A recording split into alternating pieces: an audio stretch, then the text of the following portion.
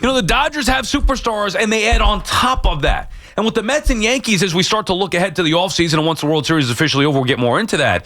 It's always, this guy, maybe that guy. It's never that guy. And I think we got to let go of those restrictions and make sure that both these teams know that they have to go all the way in to truly compete at the level of the Dodgers. Yeah, I mean, listen, there's obviously a difference between not trying and not doing.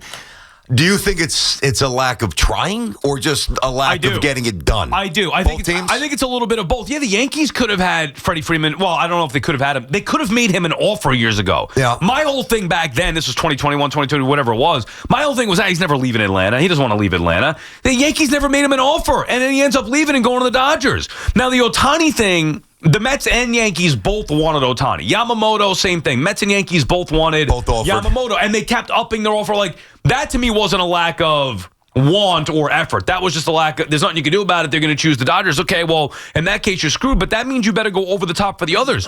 Soto last year, the Yankees drew their line. It could have, instead of us saying, well, plan B was great, it could have been Soto plus the other guys to make the team better. Same thing with the Mets as it pertains whether it's last year or this year. I kind of took off the gas because I just wanted Soto and they got Soto, but why couldn't it have been Soto and Fried and a top pitcher? You know what I'm saying? I do. Same thing this year. It seems like, it could be Bregman or Alonso, or if they bring back Diaz, maybe they can't do...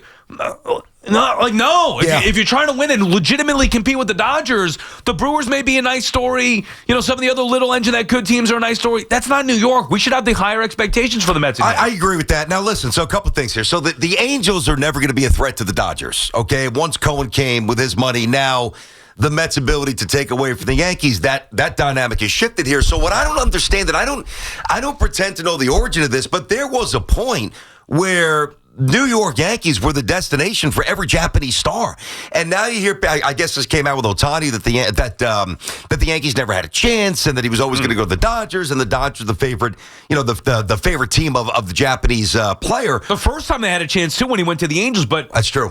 Remember, the Yankees were involved in that. I know they were. I just don't know why it's changed here. But it has changed. It doesn't really matter why. I guess the question is, what do the Yankees and the Mets do to change this up? Well, the first thing is, there's an opportunity this winter here, Sal, to really change the course of the future. Hey, the Mets, I don't think the Yankees will do it, but the Mets, you want Skubal? Go get him. Somebody want Kyle Tucker? Go get him. It's not like this is a free agent class or a trade or potential trade class where there's B-listers. There are multiple A-listers, right? And the other thing, too, is, and I think this is going to impact both the Yankees and the Mets favorably. When we talk about 2027, the very real possibility that there's going to be an absence of baseball, to me, you got to go for it now. Because if there is no baseball in 2027, or even if it's a condensed version, then now Judge's prime is further complicated. Same with Lindor. Same with some of these players who are right in that like the middle of their prime. So I think that I think the Mets, will take a big swing this winter. I do. I really do.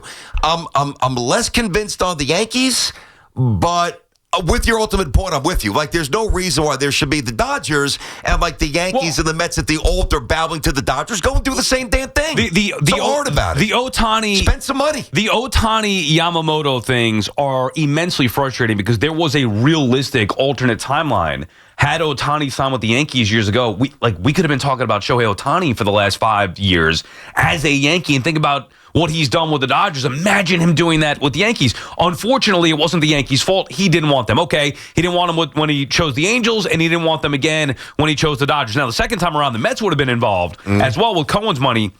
But he didn't want New York. He wanted them. Yamamoto, same thing. As for the other parts, that's where, to me, it gets interesting. You mentioned Skubal, or you mentioned Kyle Tucker. Yep. Do you think the Dodgers are going to just sit back and not do anything? We've how many times are we going to see the Dodgers? Seriously, BT, that's fair. They did get involved in Soto to a little bit. Now, they weren't going to go to the lengths that maybe the Mets did, and certainly Soto was going to have that money deferred. I don't know all the details there, but the Dodgers were ruled out. But it's not like they had no interest in him because they were already loaded up.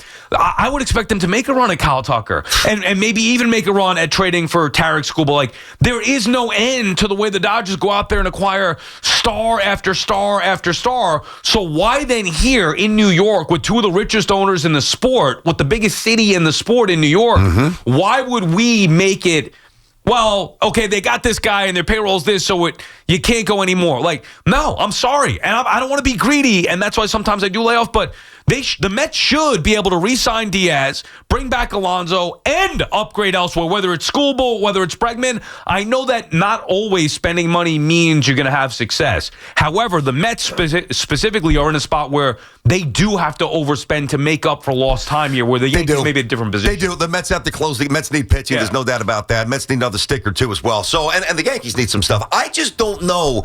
Like, and I said this before, like, you look at the timeline, whether it was Arabu, who wasn't very good, Matsui, who was great, Tanaka, who was really solid. Everybody's saying that again, this, I don't know why this has it changed, because the Dodgers simply have won and they're more appealing. See, the Yankees were the spot. You're right. I know. I could understand for a long time. This is not me taking a knock at the Mets. It's really not.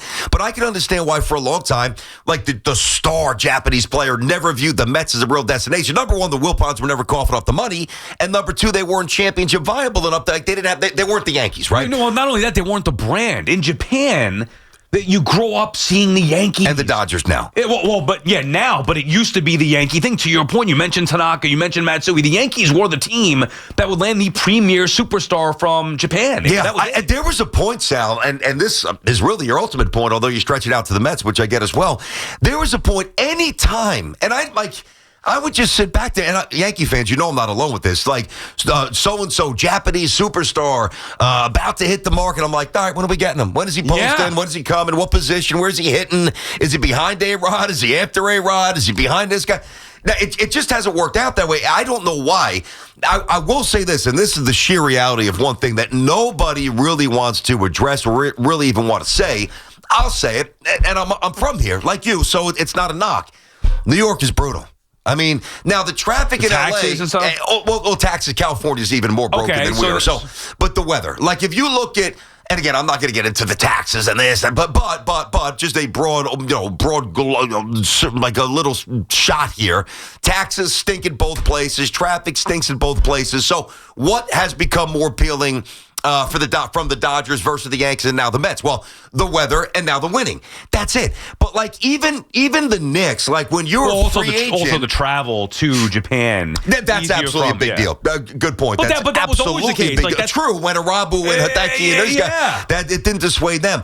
Now, I don't know if this isn't why LeBron didn't come or Durant or whatever, but if you're a free agent, all right, and you want the bright lights in New York, which, by the way, you don't need anymore because Madison Avenue has been mobile for 10, 12, 15 years now. The world is no longer just in New York City, as we well know. I think that you've got to really weigh some logistical issues. Like, all right, if you want to come to the Knicks and you want to live up in Westchester, get a beautiful home by the practice facility, fantastic. Now you got to come down the West Side Highway on game night. It's a pain in the ass. You want to become a Met and get a beautiful mansion out east? Fantastic. You could do that. Good luck getting to and from games. You want to be a Yankee? All right, go to Alpine, which is an incredibly, affluent CC's there, or he was. I know a lot of the Yankees that make a lot of money go to Alpine. Great. Good luck getting back and forth over the GW when you try to go to a game. So there are logistical issues. But again, I say that there's also logistical issues in LA where the traffic is worse. So to me, it's really more a reflection of the way the Dodgers are now perceived. Yeah, the brand. The brand, their forward thinking, their ability to put together these very innovative contracts with the deferments. Hey, I just said a lot there. Let me say it more succinctly. The Dodgers are better and smarter and wealthier than both the Yankees. Well, not wealthier than Cohen, right? But certainly the other things apply than the Yankees and the Mets, period. I think that's the biggest thing. The Mets it's an uphill battle. It will take years to get their brand anywhere near where the Yankees were and are. And certainly the Dodgers where they are now. But if you just go because the Mets now have the money, that's the only reason why they're in the conversation. Yep. If all things are equal with the Dodgers, Yankees, and Mets, the Mets are third place. Like, I know that. They could have, and that's if all things are equal. They have to spend more to get in the conversation. That's why Cohen kept going up but and up and up. But they didn't spend as much as we thought extra for Soto. All right, but I thought there'd be like $100 million Mets tax. There wasn't. But still, they kept going up and up and up. And at some point, the Yankees just tapped out. And whatever, you want to talk about the owner's suite and the box, all that stuff, whatever it may be. Yamamoto, Mets up and up and up. They know that they have to do that. That's unfortunately what they have to do because of their history in comparison to the great Yankees and now Dodgers. But if I ask you, 10, 15 years ago, what was the better brand? Like everybody wearing the Yankee hat. There's no doubt. Yeah. The Yankees were the national brand. The New York Yankees coming off the dynasty run in the 90s. And now, I don't think it's any doubt, unfortunately. Oh, yeah. It's not even close. It's the Dodgers. You can make a case, Sal. This is going to be crazy, that the Dodgers brand is even more powerful than the most powerful brand in the NFL, which, as we know, basically runs the ship in terms of, sports attention. Was there a fly in here? Like a moth in here. That can't be a good sign. Swat. Yeah, what does that mean? I don't know. If there's a black crow that pops in, then we really got issues here. Jesus. Maybe Minko brought it with him, by the way. Did Minko bring a moth? Yeah. Minko's here. He's going to pop in later. I don't know. I think that, like, if the apex maybe of the Warriors brand a couple of years ago, that was obviously incredibly high. The Chiefs with Mahomes and the Niners back in the day, and even Dallas's brand and the Yankees, which has been diminished a bit. You can make the case that of all the sports, the Dodgers have the number one brand. And the scary thing is, it's getting better. It's getting more powerful. Right. Which is why, to bring it back, and we'll get back to the calls here, the Mets and Yankees, they may not feel like they want to go over the top, and they may feel like they already are doing it with the way their payrolls are. It's not good enough. Mm-hmm. Unfortunately, to compete with the Dodgers at the highest level, you're going to need more. BT and Sal on the Fan, our friends at Town Fair Tire, remind you that at Town Fair Tire, you always get the guaranteed lowest price on name brand tires from Connecticut to Maine. Nobody beats Town Fair Tire. Nobody. Ralph is calling from Manhattan, starting us off. What's up, Ralph? By the way, I thought New York was the center of the universe. Boy, I'm glad you opened my eyes because, I thought Manhattan was everything back in the old days. But not as much as it used to be, Ralph. I guess you're right, BT, unfortunately, because I liked it better that way. But, me too. But here's a side note before I say something. Ohtani, if there was any doubt in anybody's mind that dedication and hard work and putting in the time was not the key to success, Ohtani just proved them wrong because this guy is phenomenal. And I'm a tough marker, and this guy is unbelievable what he does night to night. If you want to go into a baseball season, guys, with 14 teams, somewhere, about 14 teams that are actually in contention, well, we'll continue down the money road and we'll go into oblivion, and baseball is going to go down the tubes because if you throw enough money at your team, the Dodgers, proof in point, you throw enough money, you're going to be a contender. Now, do you throw that money smartly? Do you do it well? Do you do it with finesse? That's another story. But essentially, after all is said and done, guys, the most money wins, and that's not good. Yeah, I mean, it's not guaranteed, Ralph, and thank you for the call, but it certainly helps, and that's why the idea of like, oh, well, look at what the Brewers are doing, or look at what the little engine that could teams are doing. Oh, the Guardians, they compete all the time, and look at their payroll. No, in the end, you'd rather be like the Dodgers every time. And by the way, they could go out there and sign Tanner Scott, as they did, and he could be totally useless, and they still overcome it. How come the Mets couldn't get in on Blake Snell? Like, we always talk about some of the other guys that were out there. Blake Snell, other teams could, and the Yankees could have had him as well. Why couldn't they go get Blake Snell? Dodgers did. They get Glasnow on top of that. They get Yamamoto, Sasaki on top of that. Obviously, Ohtani. Like, why is there Mookie Betts, Freeman. Why is there no end to what the Dodgers could do? And they could just continue to churn out big trades with their prospects as well. But yet here we're hugging the prospects. Yeah. We're waiting for the development. We're not going all in on the free agents. We're not adding on top of, like you mentioned, Skubal, and it seems like a perfect fit for the Mets. And even I would say, like, well, the Yankees don't need him. Well, why not? Like, would they not benefit from adding Tarek Skubal on top of already with Garrett Cole and Max Fried? Why not? They're the Yankees, right? Go load up the way the Dodgers are. Yeah, well, especially with the news, what came out where Rodon's not going to be ready for the start of the season. I think that Garrett Cole's going to be pretty close to being Garrett Cole, but he's not going to be ready by opening day. Clark Schmidt's going to be out until late August with the Tommy John. Yeah, I'm with you. There's a window. Go out and get him. Flex here. This is the time to flex, guys. He's available. Everybody knows that the Tigers aren't going to give him $500 million, whatever. There might be more, whatever the number is. And I'm not even imploring the Yankees to necessarily do that, but get rid of some of these prospects and bring him in for next year. And then from the Mets' point of view, I really do think McClain could be special. And I understand, and I mean special, not good, I mean special. And I understand the pushback like, you don't want to give up McClain for a possible rental. And I do, from just baseball sensibility, I do understand that. But I even would disregard that and say, no, there's no way you can enter the year next year with Manaea. But think about it this way. And hoping that all these guys are back to form and healthy and the McClain. And I'd give up anybody for him. Would you give up Schlittler? No. Okay, but then hold on. I know. It sounds like like it's a contradiction. Well, it is. Because it's not though, because the Yankees don't need Skubal as desperately as the Mets do. But the point is, those guys, Schlittler and McLean, are the most valuable commodities in the sport. That's the most valuable asset that you could possibly have. A young pitcher with star potential that is under control for years to come. I know. I'm with you. And by the way, if Skubal, like if it were Skeens, different story. Skubal's under control for 1 year. Yep. So that's the only, I'm not a prospect target. You can take literally anybody else.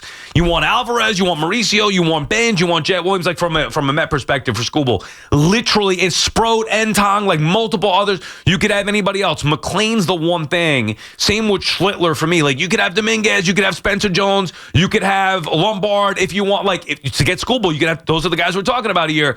I can't give up the young star pitcher that's already shown star potential that's under control for years because that's the most valuable. All right, so let me ask you this. I get it, and I respect the philosophy. All right, but even the most battle-tested philosophies could be pushed to a limit. Yeah. Let me tell you, let me say that the Mets open up the checkbook and they get Kyle Tucker. Mm-hmm. Now, where he played, well, they'll figure that out. Okay, You got Soto, you got Tucker.